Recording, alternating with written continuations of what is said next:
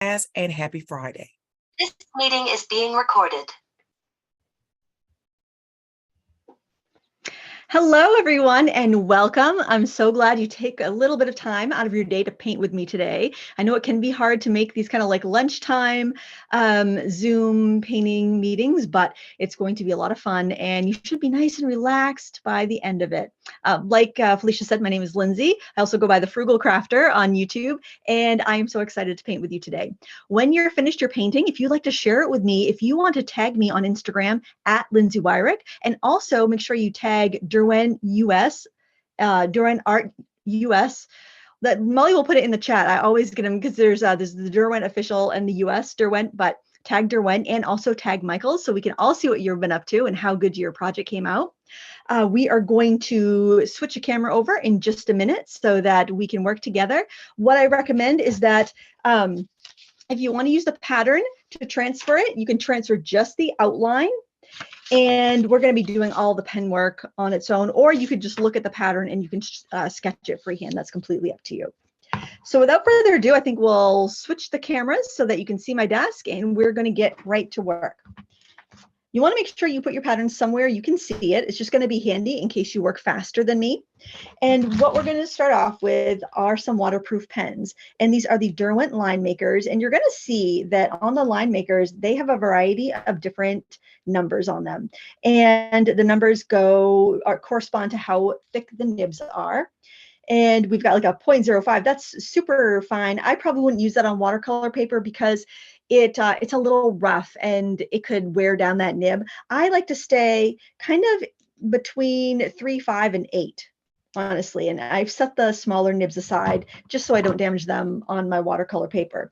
If you're using a smooth marker paper or something like that, it'll work great because these pens are also good under alcohol markers, water-based markers, and watercolors in your Inktense products. They won't bleed with any of those materials. I'm going to start off, I'm actually going to take my pattern because this is a really good technique. I'm just going to swatch out. That's what an 0.8 is looking like. That's what a 0.5 is looking like. And this is what a 0.3 is looking like. So I think I'll be doing the outlining probably with a 0.5 and my fine lining with a 0.3. The 0.8 I think is a little too thick, but sometimes I find that on watercolor paper, depending on how rough it is, I will use a 0.8 and use it at an angle and get a finer line that way just to save the wear and tear on my nibs. So whatever is comfortable for you, that's what you should do. So we'll start off with the 0.5 and we're going to do some outlining. And it's really up to you if you want to go ahead and outline everything and then go in and do your fine line details, or if you want to say do and outline one petal and then go in with your, I got to set these way out of the way or I'm going to pick the wrong one up, and then go in with your finer pen and do the little details and the shading. That's completely up to you how you want to approach it. This technique is called hatching, and it's very simple. We're just doing pretty much parallel lines, and we're not going to do cross hatching. That will be a little too heavy for this delicate flower. We're just going to do hatching and outlining. And those are two very important techniques that you would learn when you're doing pen and ink work. But I think it's easier just to kind of outline everything with the 0.5 nib. Of course, if you don't have a 0.5, you can go with a 0.4, 0.3, use whatever you have. I'm actually going to grab my glasses for this and go ahead and outline. Now, if you have any questions as we're going along, Molly from Derwent is in the chat. So if you type the word question in all caps and then your question normally, like with upper and lower, then it will stand out to her so she can see it a little easier, because I think we had something like over 1,000 people signed up for this class and the chat can go pretty quickly, and I don't want any questions to get missed. When you're doing the edge, and honestly, I usually hold my pen perpendicular, but I'm trying to keep my hand back so you can see. When you're doing the edges, if you want to add some extra little ruffles and curves, go right ahead. That's totally fine. This is graphite paper that I recommended that you transfer with. So you can use a soft white eraser to erase any leftover graphite if, say, you don't stay right on the lines when you're transferring. When you work at an angle, you get a finer line too. So say you only have a 0.8, or maybe you're working with like an ultra fine permanent marker or something like that. You can work on the edge and get a finer line. Like I just did the fine lining with this number 5 by going on the edge of it. So I got a skinnier and lighter line. So keep that in mind. When you're working, you don't have to have all the things. Hey, Lindsay, several people are commenting that they didn't receive the link to the pattern that you're tracing. So we're trying to troubleshoot that right now. I know that there was a download. You could just click and download it from the Michael's listing, but that might go away once the class is live. That's what I'm trying to find it. So for those of you that are asking about the pattern, because you don't have it, I'm looking for a link and we'll post it. I'm trying to think if I have it. I know I posted a picture of it on Instagram, but it would have cropped it to square. So it wouldn't be the whole thing. Oh, I've got a tip for you. When you transfer your pattern, take a couple of pieces of tape and center it on your paper and tape it down so that you can peek under when you're transferring to make sure you got all the lines before you take off your pattern, because it's so hard to try to line it up again. There's a quick tip for you. So like you would just slide your graphite paper underneath there, but keep the pattern attached while you're transferring. So first step, we're just outlining.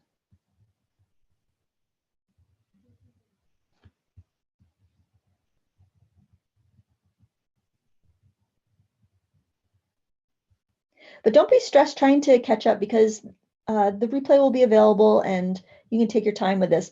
This is a really meditative type of project, and it's nice to be able to just relax and do it. We're so rushed. And art should be something we enjoy, that's fun, so we don't want to rush it too much.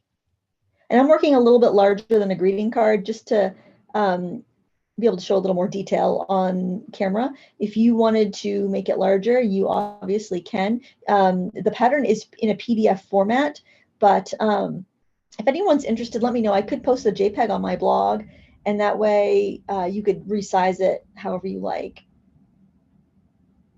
In fact, I'll just do that. I'll do a blog post with the replay from Michael's when it's available, and I'll add that to it. That way we'll have it. And then I'm just going to outline all of these other shapes. If I want an area to be a little bit lighter, like if we look here on the flower, we've got these the kind of the hip of the flower, we've got these little sepals here.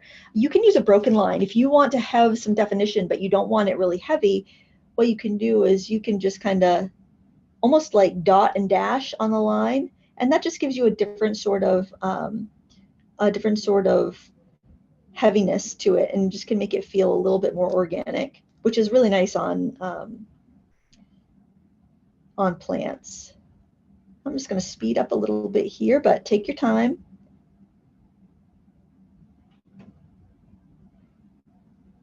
And feel free to experiment. If you're like, oh, I think I want my leaf to go this way or that way, or I want to have a different curve to it, go ahead and experiment, and then you'll just erase the leftover graphite before you add your watercolor. You want to do that after you do the inking, before you add the watercolor, because sometimes watercolor and Inktense will kind of seal your pencil and graphite lines in, and gets whatever's in the binder, kind of seals the paper up a little bit.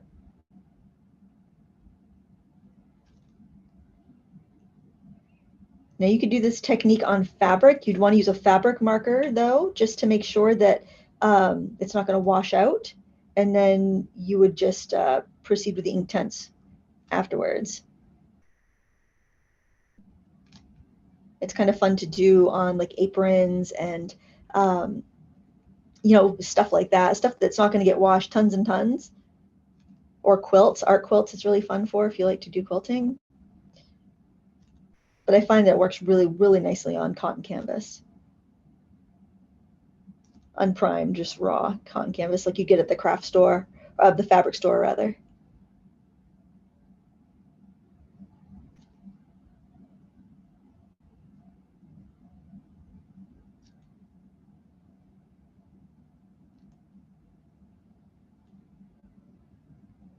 if you like this technique, you can always find botanical, like if you search vintage botanical clip art, you could find black and white images that you could trace the same way and do the exact same thing we're doing here.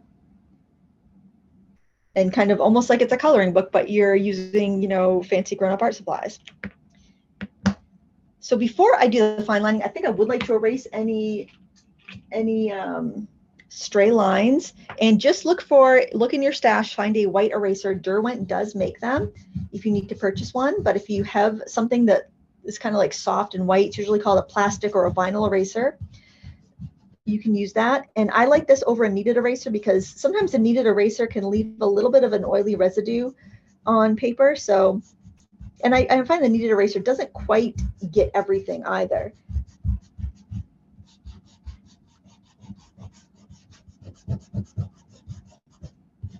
I'll just remove all the pencil lines. And you can see if you missed anything too. And I'm going to brush this off with a large paintbrush. What I do is I just go over my trash can with a large brush.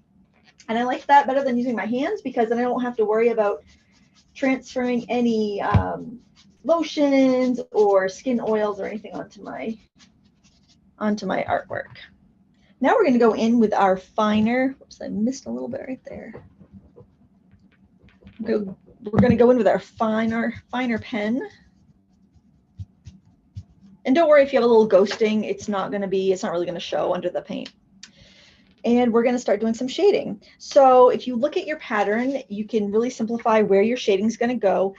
Areas where it's kind of hidden, like this little curve of your petal here, that's going to have more shading on it because the light is being blocked by this petal here. Same with if you're next to a petal that's being overlapped by another petal. You'll have more dense lines towards the interior of the flower, and you'll have more lacy, light, delicate lines towards the outside of the petals, where it's out in the light more, and it's not going to have so much shadow. You're more on those parts. You're more getting the ruffling and the crepey texture, the folds of the flower when you're doing that. So it's kind of like detail on the outside and shadow on the inside of a petal.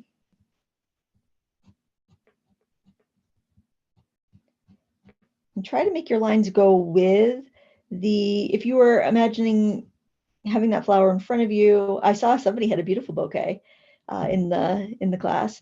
If you have like a flower in front of you, you could think of like, how would that line go? It would go from the outside of the petal to the inside where it connects to the flower. So keep that in mind. And when you put your shading lines, try to envision them going the length of the petal and going with the ruffles.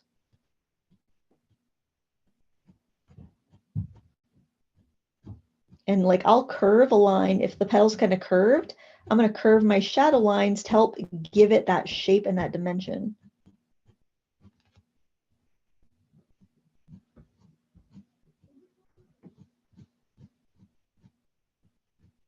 You can be as expressive as you want with your lines.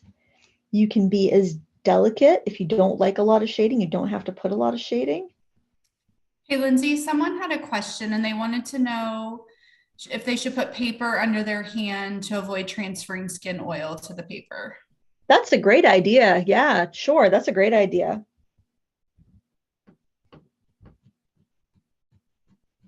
I'm not going to do it on mine because I want you to be able to see everything I'm working on. But yeah, that's an excellent idea, especially if you're a heavy lotion wearer.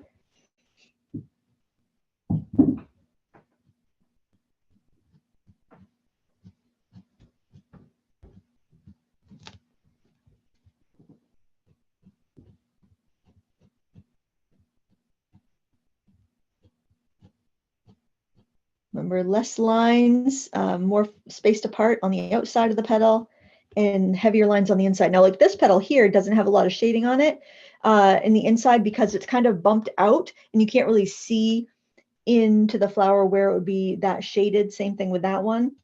So just kind of also just kind of think about where the light would be coming and how, you know, where would the light be bouncing off of that petal? Where are the bumps? Light bump bounces off the bumps.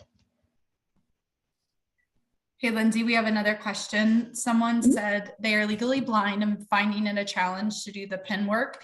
Does it matter if they don't draw the fine lines? No, do exactly what you want to do. If you had a laser printer or access to somebody with a photocopier, you could photocopy it onto watercolor paper and then just enjoy the painting of the project. Because your photocopiers use a waterproof toner, so that might be a really good option. Most of your local libraries would have that that availability, and it's usually only like 10 to 25 cents to copy something, and maybe less if you're bringing your own paper.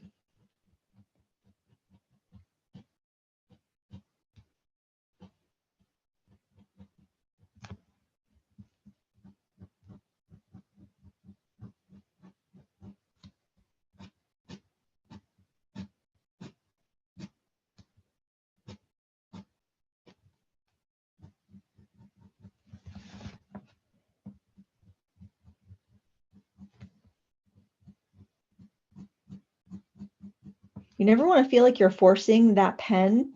So if it feels like you're not getting enough ink, it's just it's not working with your paper. Maybe you're working with a rougher paper.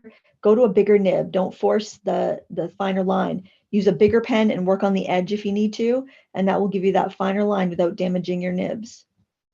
And another tip when you're using these pens, because I want to make sure you get your full use out of the supplies that you purchase, make sure that your paper is bone dry when you are using these pens.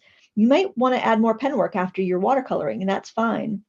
After you use your Inktense products, because maybe you want to go a little bolder. Maybe you decided to do a really dark colored flower, and then you realized you could use more lines on it. You want to make sure that paint is completely dry before you go in with the pens. That will ruin a pen so quickly. And turn your work so it's comfortable for you to work with it. You don't want to be having cramps in your hands. You don't want to be feeling stiff and sore because you're contorting yourself so that you can do your work. You should be contorting the work, not you, when you're creating your art.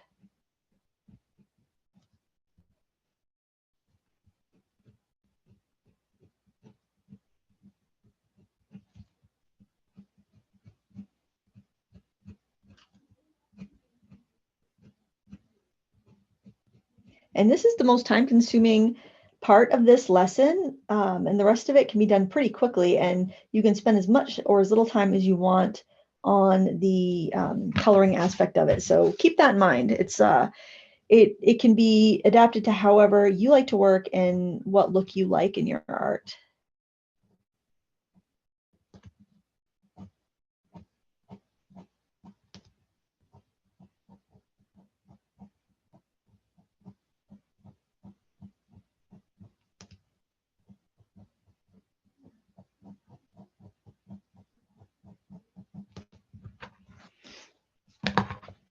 But it gives it a lot more dimension rather than just an outline when you add the shading.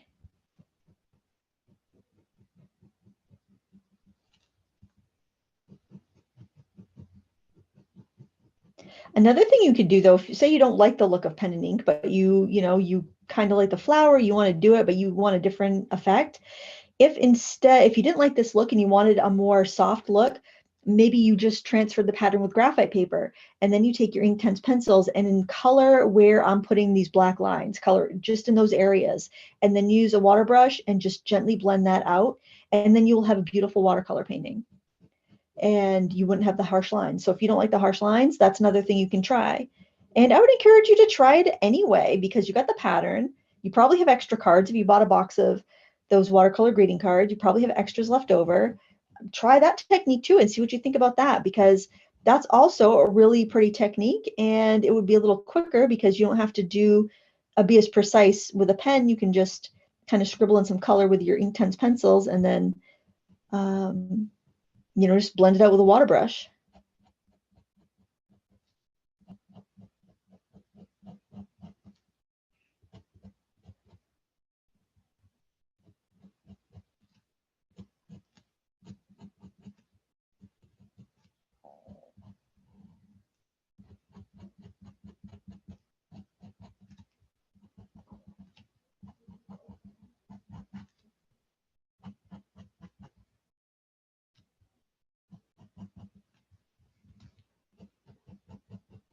Think about the colors that you're going to want to do your flower as you're doing your line work here. You could do any color you like. You could do a single color and add it into the dark areas and then fade it out to just the white of the paper. You can do two colors. Like I have an example that I did. What did I do with it? Right here, where I did like a kind of a rosy, like a magenta, and I went out to like a lemon yellow, which is just a little bit lighter and fresher than the orange to kind of like a reddish, the orange, the warmer yellow to a red. It just gives you a lighter look. It's completely up to whatever you like. You could do any colors though. Carnations are those fun, they would do, I don't know if you remember in school, they would take a glass of like colored water and you'd put your carnations in it and then it would turn whatever color. And I think they spray paint them sometimes. So honestly, you can do whatever you want.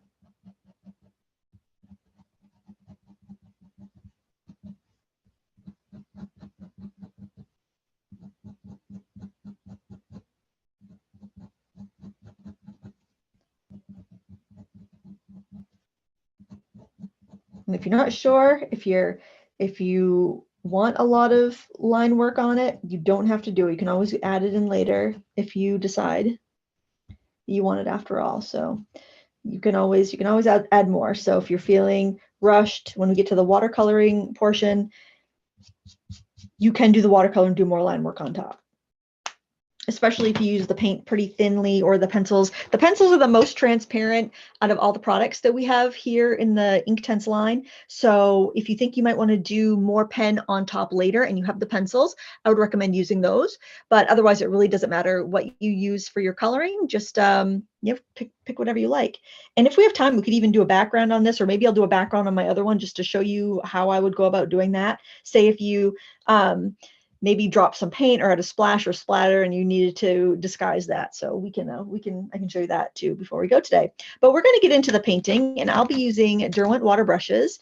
And I think I'll probably stick with a medium tip, or I might do a large tip just because I blew mine up a little bit bigger to make it a little easier to see. But a medium or large would be what I'd recommend, probably a medium. And I think it's probably a good idea to show you how to do this in a couple different ways, so that way you can decide what's best for you.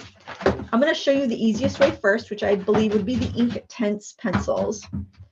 And I'm just going to grab fuchsia, and I'm going to just add it where we put our color. And remember, if you didn't want to do the inking at all, you could just put your color where the lines would have gone. Okay, you don't need a lot of pigment to get the color payoff. So the simplest thing would be add your color where the shading is and just gently blend it out. Remember, the Inktense is permanent when dry, so if you want to go over it and add more, you won't disturb what you already have there, providing you completely add water and saturate it. You do need to make sure you've completely wet the media in order to make that happen. Now, if you decide you want to add, say you want to add some more veining with the Inktense, what you could do is take that pencil and you could actually, now if you do this, it's not going to dissolve out very well, but you could get that with your pencil. And those lines will remain pretty strong. And that's a pretty bright color. I did want to show you that just so that you would have, so it would show up really well on camera. But if you did that with like a softer pink or a softer blue or purple, you'd get a softer result. So that's completely up to you. Now, what I recommend, I like this petal by petal method because it does give you, I think, a little bit better of a look. But if you wanted to wet the entire thing and put down a layer of, say, yellow and let it dry and then do this technique with the magenta on top or whatever color on top, you can totally do that. It's totally up to you. It's not going to hurt anything. I just think you get a little bit nicer of a color when you go petal by petal. So the next method I'm going to show you, and you can do this with the pencils or you can do this with the pan paints or the blocks, would be to wet a petal. And I'm not going to work right next to that because I don't want my colors to feather in together. I'm going to wet a petal. because the when we apply our pigment, it's only going to want to go where the paper's wet. You just want to kind of tip it to the light and see if it looks a little bit shiny. I don't know if I'll be able to get a reflection in here because I have so many lights going, but you just want to get kind of like a satin gloss sheen to it. Then you can take color of your choice. I think I'll use that. I think this is the same color in pan paints. Or you just go to your pencil and you lift it up from the tip of the pencil, whatever. Use what you have. That's what I always say. And then again, I'm going to put that in where I've got my darker shading. So, I mean, once you've put that, once you've done the pen and ink work, everything else is very simple. You've already done the hard work.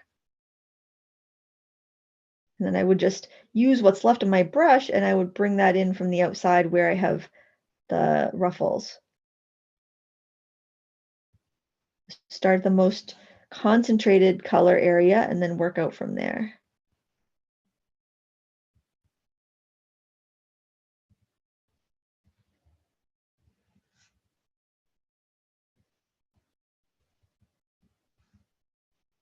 And you can keep layering until you're happy with it.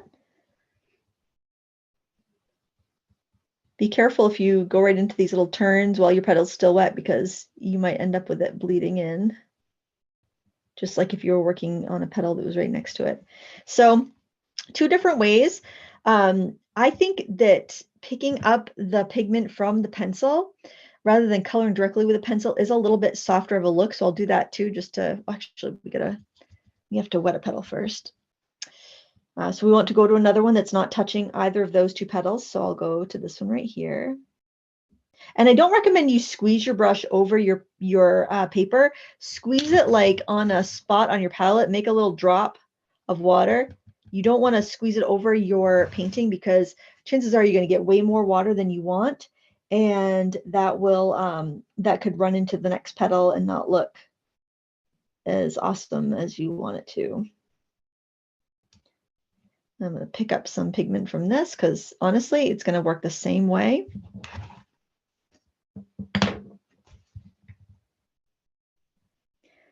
So we listed all the different options of the products that you could use. You didn't need all the products. So if that was a little bit scary to see all those products, no, you just pick one and use the one you like.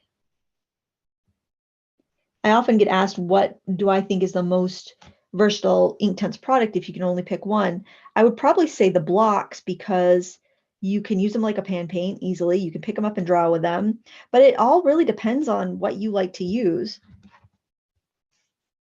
Now, just that one color, I think that gives you such a pretty look with just one color. But I'm going to show you how to do a gradient, 2 colors, just so you know. I would pick one. I would pick one or the other, either do 1 colors or 2 colors. So let's do like the pink to yellow because I think that's such a pretty combination. We're going to choose a color. Let's see. That one's still a little wet. I'm going to just quickly dry that just so I can work on a big petal to show you.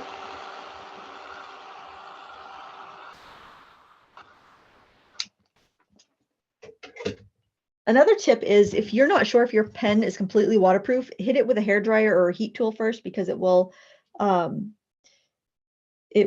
help it set a little bit. I still have a little residual color in this brush, but it's going to be fine.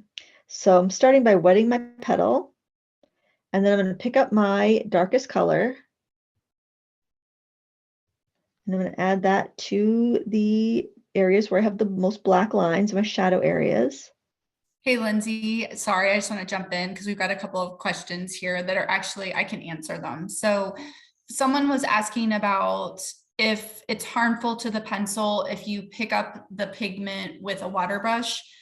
And we don't advise that you submerge the pencil in water. It will break down the wood. But if you're really just lifting the pigment and not really touching the wood of the pencil with the brush, you should be okay. It's just kind of all an individual preference and how you want to work. And then for those of you that were asking about the Inktense 100 set and when that will be available, Blick and Amazon are going to be the first that'll have it here in the US.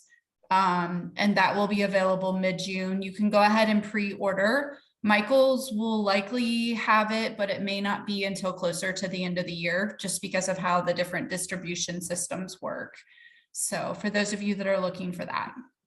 And then a couple people have asked if this video will be posted. Yes, it will be posted within 48 hours on YouTube. So you can rewatch if you got here late or you didn't have the printout printed. It will all be available to rewatch. So don't stress out about it. Just sit back and enjoy watching. Awesome. All right, so I'll just do that again. You can kind of see the effect here. It's very soft, very pretty. We'll do it on this big petal in the front as well. Again, we're going to start by wetting our petal. Don't worry if you have a little residual color on your brush. It's not really going to make a big difference because you're going to be using that color. We're going to go in with our darkest color on the shadow areas. There's not as many shadows on this center petal.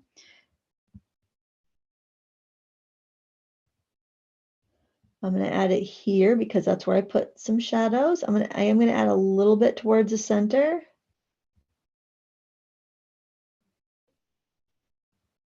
This is one of our lighter petals. I'm going to squeeze a little bit and wipe it on my paper towel. I'll just show you this here. I squeeze my brush off and I wipe it on a paper towel to clean it. Oh, another tip, save your little water. If you ever buy these, they're like flavor enhancer drops, you can like open them like that, wash it out, and they are perfect for filling your water brush because you can just unscrew it. This is like my favorite way to fill a water brush. You can marry the two ends up together and give it a squeeze and fill it right up. And these are basically free because, you know, you buy them for the water or for the flavors that come in it, and then you can wash it out good and use it for your paints. All right, now I'm going to grab some yellow. And again, make sure you work it out on your palette here. I'll bring my palette. I just grab some of the yellow paint and I'm just swirling it around on my palette to make sure that I don't have any clumps and I don't have it too strong because the Inktense is very strong. And then I'm just going to go in. You can see I added a bunch of water and it's still so strong. Go in and add it. I kind of add it around the pink and let them blend together. Probably was gabbing too much because it's starting to dry on me already. And now I'm thinking I didn't have quite enough pink in there, so what I'm going to do is just squeeze off my brush, wipe it on a paper towel, and pick up a little bit more pink. Actually, I'm wondering, it's probably better if I bring my whole palette in. That'd probably be a little easier for you to see and have the, you can see this finished project on my Instagram page, on my blog. Yeah, either of those places you'll be able to find that. I'm going to add a little bit more of that pink in. And of course, you can let it dry and go in afterwards too. It's a very forgiving product.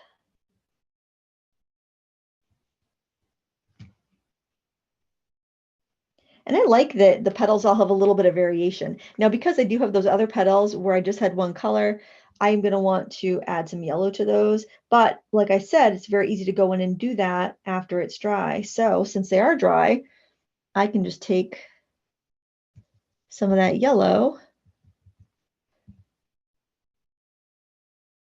and just add it in. I'd add it where it's kind of lighter anyway. Squeeze the excess off my brush and wipe it. And then I just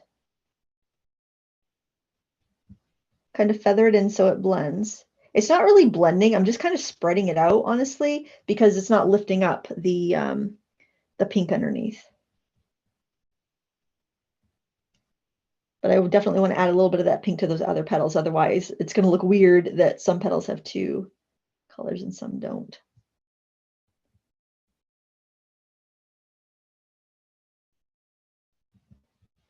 There, I think that's a really pretty effect. And I think I'm going to go on to the greenery just because I know some people might be ahead and we got about 20 minutes left. So you can do these buds here in colors, or you can do them green. In the vintage illustration I had looked at as a guide, they had the buds green, but I think I'll do them a color this time because I think that would be really pretty too. And you do those just like you would the petals. I would just wet the whole thing and I would add my colors.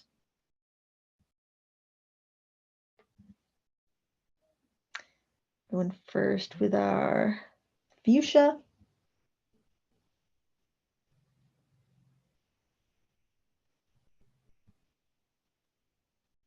If you're not sure if it's dark enough, remember, you don't need to be hasty. You can always darken it later. You can't really lighten it later though, so.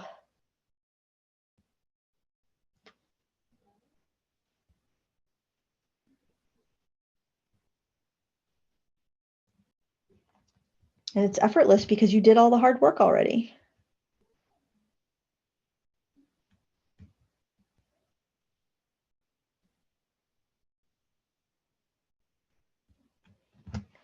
One big difference between the pencils and the blocks and the pan paints would be the fact that there was a very opaque white in the blocks and the pan paints.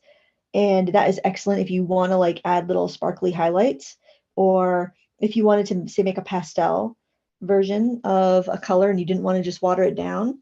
I generally think watering it down is a better idea for this, because if you made it a pastel version, you cover up some of your lines and it wouldn't look quite as nice for this particular painting. But sometimes you just want to have a opaque white product to go in and put highlights in after the fact. So the antique white block or pan paint is a really nice option for that. And you can get both open stock. So if you have the pencils and you're just like, oh, I wish I had that opaque white, you can just get that one stick or that one pan and add it to what you already have. And that's going to work really well. Oh, right. I don't usually like my greens the way they come. I'm going to show you the swatch of the pan paints. And of course you can use your pencils, but it's just I have the paints right here. Generally greens on their own need a little help. And I love that green. I love that teal. And I like to mix it with my yellows and oranges because that's how I get a really nice earthy green. Because the teal is a little bit more, and I think it's called teal. Turquoise. Because the turquoise is a little more transparent, that's going to work better for this. So I'll take the turquoise and I'll mix it with some of this, I think it's called mango, and I'll get a nice earthy green if I mix those two colors together. So I'll start off by putting some mango on my palette and clean my brush. I'm going to grab some of that turquoise, add plenty of water. And I like to make a couple different shades of it. So I'll have a darker shade that's got a little more turquoise in it. And I'll make a lighter shade that has more water and more mango in it. It gives us a really nice kind of like sap green color. And I'm going to use those colors for the most part. Now, because the greenery isn't, I'm not even going to clean my brush very well. I'm just going to go ahead and start filling in. Because the greenery doesn't, I like the petals to kind of be the star of the show. I'm not going to fuss too much with this. I'm just going to kind of fill in. Do take your time. And you can keep that nice pristine white background. But if we have time, I'll show you how I would put a background in. I actually got a little practice doing this last night because I taught this lesson to my local library and it was a smashing success. Everyone had beautiful paintings and it gave me a little bit of extra practice. Now, while it's still wet, I'll find an area to stop where I've got like an outline, like this area between these leaves and the bottom of that stalk. That's a good place for me to stop. And then I'll take that darker color and I'll go in while it's still wet because I want it to blend a bit, and I'll add it in there. When I'm going to be working over a larger area and I want a subtle blend, I will put in my lighter color first, and then I'll put in my darker color. If I want a little bit more flash and drama, and I'm just working in a small area, I like to put my dark color in first and then blend my lighter color into it. So, I mean, there's no right or wrong way, the technique that works for you is the best technique to use, but that's why sometimes I work dark to light and sometimes I work light to dark. I'm gonna go back in with that lighter color because it started to dry on me.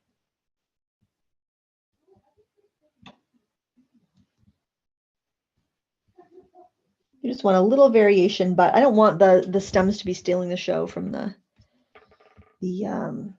petals.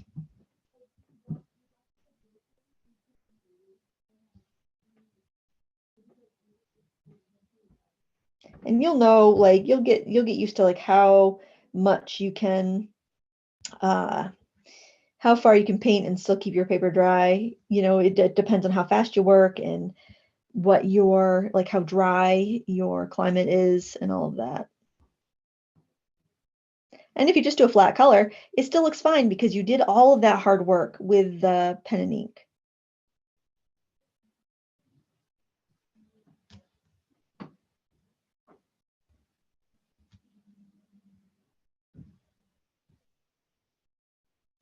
The pan set I have here is a 24 studio set, and it does give you a nice variety of colors. So if it doesn't contain a color that you want from the pencil set, for instance, you can mix a good substitution.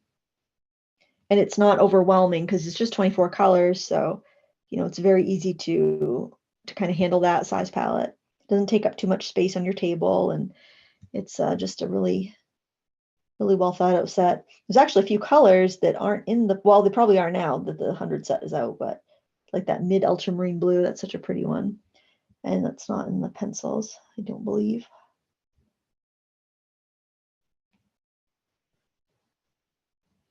I am excited for the 100 set. That's going to be really fun.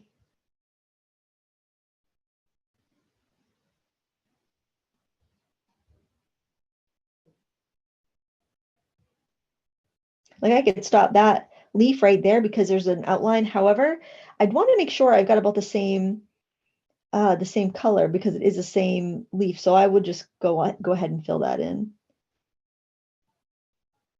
And at any point, if you're working and you're like, geez, I wish I had, I feel like I should be using a larger brush or a smaller brush or a larger pen or a different color, go ahead and use what you want to use. As far as brush sizes and how easy they are to work with, that's totally personal. You may have a heavier hand and want to use a smaller brush because of it, or you might have an easier time with a larger brush. It might be easier to hold. It might be faster for you. Use what you're comfortable with. That's why there are different sizes available. Now, if you want to, if it feels like a little too blue, you want to brighten up a little bit, you can go in, actually, I'll go in with this yellow. You can go in, what's that one called? Starburst Lemon. You can go in with a little bit of that if you want to brighten things up a little bit and just kind of glaze over. You can wait for it to dry and it's fine, or you could go even wet into wet. If it seemed a little too, if you want it to be a little earthier, you could go with the sun yellow because it's a warmer yellow and it will mute out the blue a little bit more. It's completely up to you what look you're going for. So this would be the sun yellow, and it just gives it a little bit warmer of an appearance. Or if you really want to make it earthy, you could use yellow, like a yellow ochre. What do they call theirs? Burnt yellow ochre. And that would give you a really earthy effect. But that's pretty much all there is to that. We'll finish up, keep working on our petals. If you're going from green, make sure you clean that brush really good by squeezing it onto a rag and wiping it.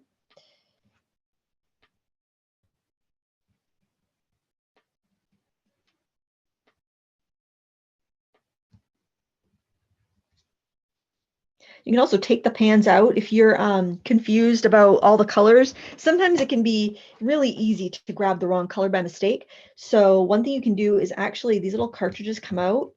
You could, if you're using a couple colors, you could just take one of these cartridges out. Mine is pretty gunked with paint, so it might not want to come out. Or you can just take out the pans that you're using and set them aside so that you know what colors you're grabbing and you won't grab the wrong one by mistake.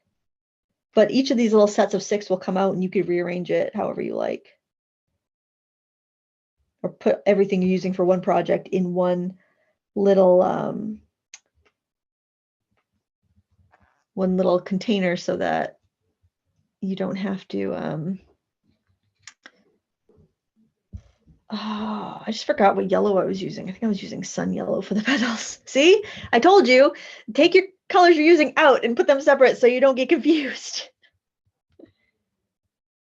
A little too much paint on there, I think.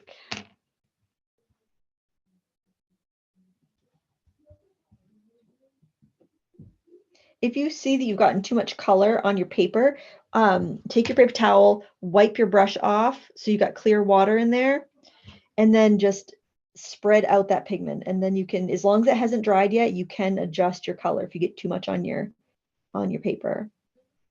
But you got to work fast and get to it before it starts to dry. Once it's dry, it's permanent.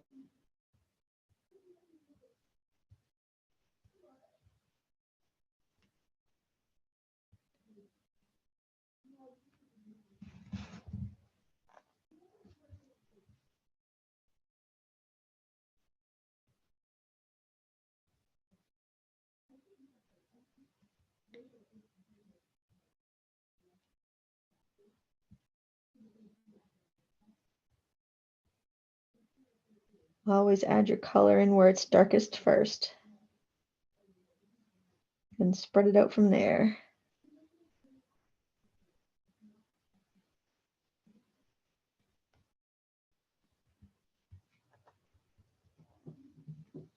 You could actually take 2 brushes and use one brush for one color and one for the other if you have an extra.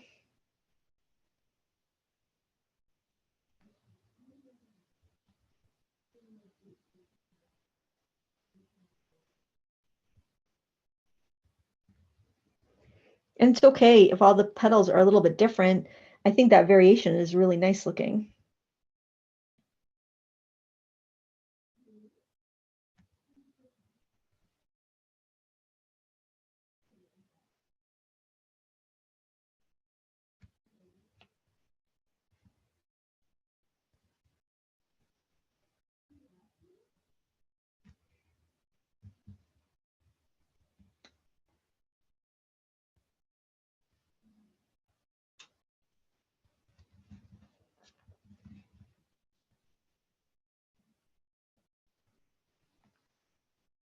I hope everyone has a really nice Mother's Day on Sunday. My sister has the day all planned. We're going to go take Mom out to lunch on at noontime, and then we're going to go to an antiques mall and then to a Mother's Day craft fair. So it ought to be a lot of fun.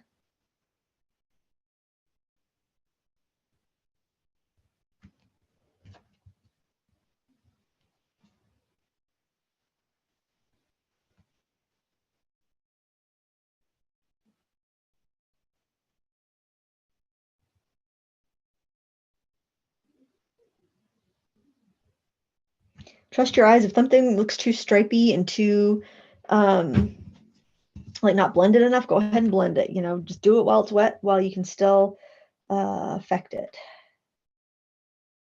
Now, as you get to these smaller petals, if you want to switch to a smaller brush, that's absolutely fine. I think I'm going to go, that was a large tip. I think I'm going to do the medium tip one.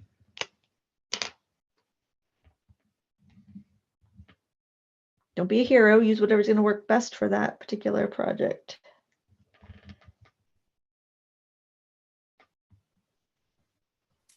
Lindsay, someone asked if you can still reactivate the paint in the paint pan mixing area once it's dried. Yes, because it's not a porous surface. It's only permanent on a porous surface such as fabric or paper. That's why you'll notice like certain papers, if papers have a lot of sizing on it, some watercolor papers are very, very sized, which is a coating that's on the paper to prevent the paint from absorbing too quickly. If a paper has a lot of sizing, you might be able to reactivate some of the Inktense on those types of papers. If you were to use it on Yupo, which is a synthetic plastic paper, you would be able to reactivate it. It would stain the paper like it stains your palette, but it would be able to be reactivated. So it needs to be porous to be permanent. Just you can remember it like that. Porous equals permanent. Otherwise, the paints would seal themselves up and we would never be able to use them again after we first used them, after we added water.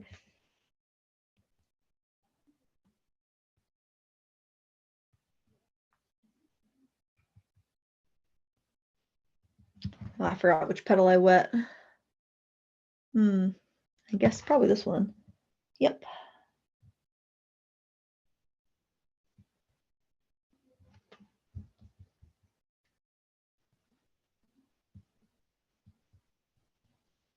Like that one's a little darker than the others, but I like that. I like to have that little bit of variation.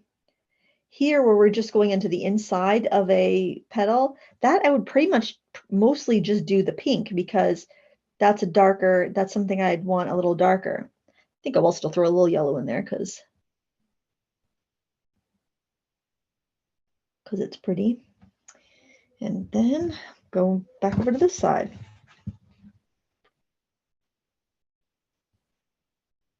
Now, see if you have a little stray line, don't worry, because when you put your colors in, it's going to just fade away. You won't see it.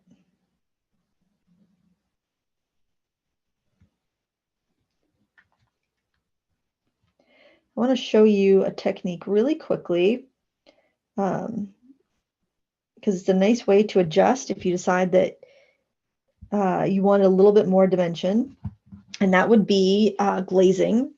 And so I think I'll show you on this one right here because there's a lot of really nice little ruffles. So let's say you want to get a little bit more detail after you've been painting and it's all dry. What you want to do is get your color the way you want it, and you can switch to a smaller brush if you're worried about it being a little too, actually let's go to a smaller brush. That way you don't have to worry about doing too much and regretting it. So I'll take the small brush here. I've got this watery fuchsia, and what I want to do is just give it a little bit of shadow in some of these crinkles, just a little bit of detail. You can bring out the texture of the petals that way. And just a couple of swipes with a smaller brush, you don't have to worry about overdoing it. You get a really, really pretty effect that way. And then you can also brighten colors, add other details, anything you want to do. But that's called glazing. And it's a really nice technique to go in and do after your original petals are dry if you feel like it just needs a little bit more oomph. Just don't overdo it. Make sure you leave some of those original colors alone because you want to see those different layers. You want to see that contrast and that distinction. But it's just a nice way to add a little bit of extra detail. Now, we have a couple minutes left. I'm going to show you how you can put a background in if, say, you spilled some paint, you didn't really, you want to cover it up. You just finish the rest of those petals the same way we did all the other ones. And, you can add more layers onto the greenery if you want. But I do want to show you that background technique because I think it's a really nice one. I would recommend taping your paper down if you're going to do this. It wouldn't hurt to go all the way around, but we're not going to go all the way out to the edge. So you could tape, if you're going to, I'd probably recommend taping all four sides if you want to do a wash all to the edge. You want that pretty white border. But for this technique, you don't need to have it taped down on all edges. Just tape down enough so that it doesn't move on you. I'm going to slide this down a little bit. So this is, I would call this kind of like a vignette. And what you want to do is use a larger brush. I'll use this big flat water brush here. And I am going to take a section here and I'm going to wet the background. Now you're wet out past where your color is going to go because you want to get a soft blend. So I'm going to wet from here to here, this corner. And I'm going to go pretty much out to the edge, but my paint's not going to go out to the edge.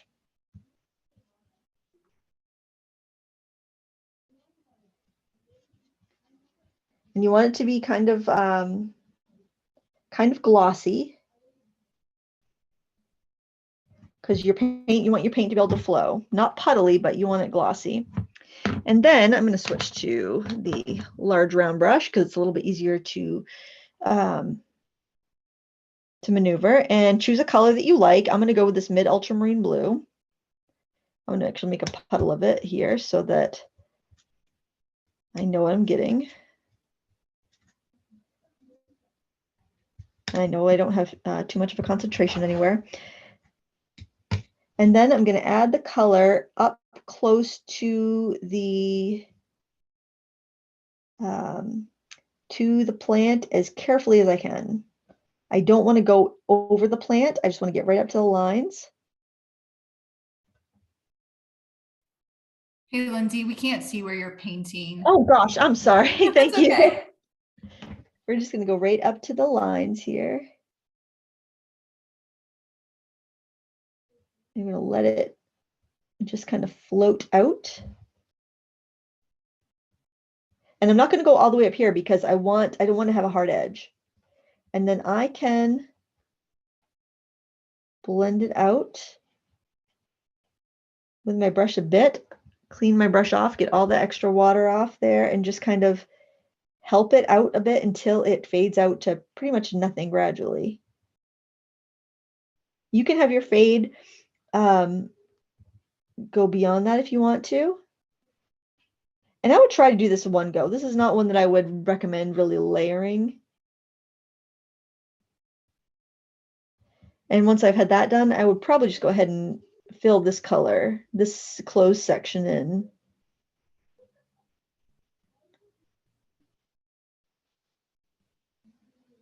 With that color. It's too hard to keep the whole background wet enough to do it all at once. So that's why I recommend working in sections. Now I'm going to kind of do this mid area here. You don't have to get too close with the big water brush because you'll get close with the small water brush. Just as long as you have the place you want the paint to float into. Wet. So we'll try this again where you can actually see it. There we go. So I'm going to put my paint carefully up against the plant and let the paint kind of float out to where I've wet the paper. And I think this looks really pretty, even if your background is pristine and you don't need it to cover up a splash or a mistake.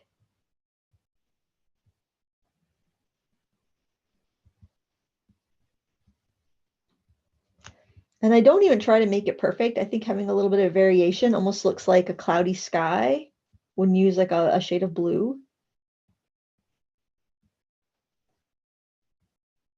And I don't mind if I get a little sparkle of white showing up here and there either, because I think that's really pretty. And we're just going to keep going around, wetting a section at a time.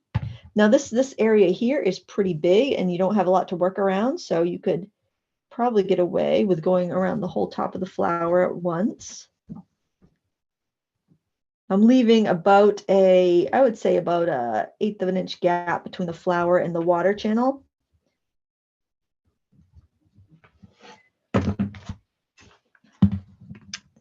Let's see, is this the brush I used? Yeah.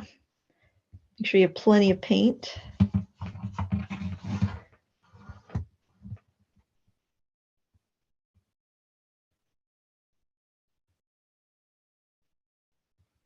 But if it is a little stressful to try to do a large area at once, you don't have to. Just do a smaller section. Just make sure you wet beyond where you're going to be adding paint.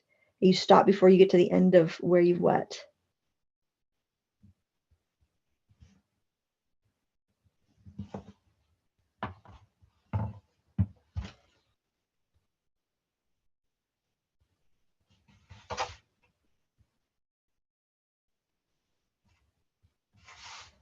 If you have any awkward areas, make sure you just kind of add a little water and blend it out before it dries. Because if you layer it up, it's going to be hard to make it look effortless. It's fine that it's a little bit streaky or variegated, not really streaky, more variegated. That's fine. But you don't want to have it looking fussy.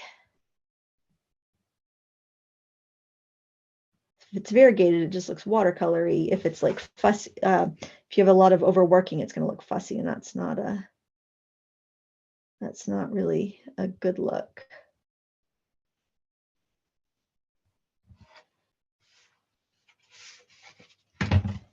And if you want it smoother, you can go over it with that flat water brush too, and smooth it out. But I like the variegated look. I feel like it also calms down a little bit as it dries. It gets less streaky looking.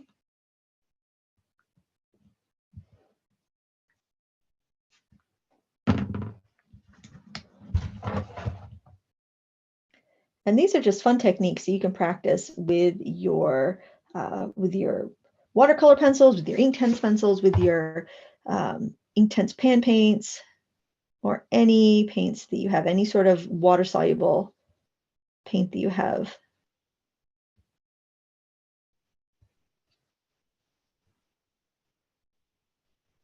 The key to this pen and ink work, though, is that you want to make sure whatever you're using for your paint is transparent, meaning you can see through it, because otherwise you won't be able to see all that beautiful line work that you put your time into. Oh, that is drying so fast.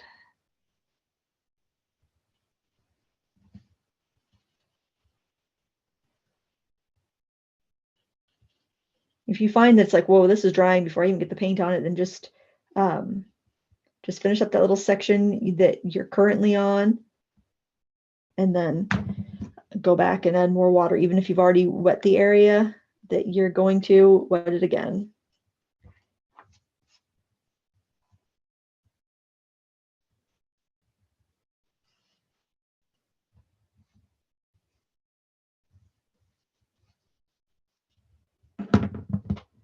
And that's going to just about finish it up. So if you have any other questions, if you're scratching your head about something that I've said or done, then you can go ahead and put it in the chat. We'll make sure that you do not leave confused. We'll do our best anyway. And remember to share your work online if you want me to see it. I love to see the work after classes. It's so fun. The funny, Lindsay, like Lindsay, someone's asking if you can do the background first, then do the flower over the top. I think that would be kind of hard though, because you'd have the color bleeding through. Yeah, I would not paint it on top. Like I wouldn't just wet the paper and put the color on top of where you're going to put other colors, or it will be muddy because you'll see the background color through. But if you want to do this technique and paint around the flower and do the background first, absolutely, that's totally fine. But don't paint it over like the flower, or your flower is going to be really really dull, unless the only exception to that would be, say you wanted to do a yellow background. You could do this whole background with like your sun yellow, and then you could paint everything on top, because yellow is in the flower, yellow is in the stems. It would work out fine that way. But if you were, say, doing a blue background and you paint it over where the flower head is, then it's going to get kind of green and yucky. But yeah, that's about it. If you want to switch my camera, Felicia, I will say bye to everyone, and we can look at this is the one on the watercolor card size. So that's probably the size you're working on. Oh yeah, if you guys want to hold up your pictures, I can take a peek too. That's so much fun to see. And then the one that we're doing together was this one here. I just made it a little bigger, and I will put that pattern on my blog in a couple days when the Michaels has it on their YouTube channel. And that way, if you want to take the JPEG and resize it to a different size, then you can. Oh wow, guys, these are looking so good. Brenda, you really did good. You got that done. Holy cow. Oh my gosh, Sarah, that looks good. Oh, they all look so awesome. Oh wow, guys, I love it. I'm seeing some that are freehand drawn and some that use the pattern. And even the ones that use the pattern, they all look so unique, because you're all unique artists. And oh, you guys are busy. That's hard to do. It's hard to paint along with a live stream, and you guys just did such an awesome job. So pat yourselves on the back. You guys are amazing. Like I mentioned before, you can tag me at Lindsay Wyrick on Instagram. You can share it and tag Michaels, Stores, and Derwent, and we would all absolutely love to see your work. And I hope that you come back and paint with us again soon. For Felicia from Michaels, and Molly from Derwent, and me, Lindsay, thanks so much for spending some of your day with me today. And until next time, happy crafting. Bye.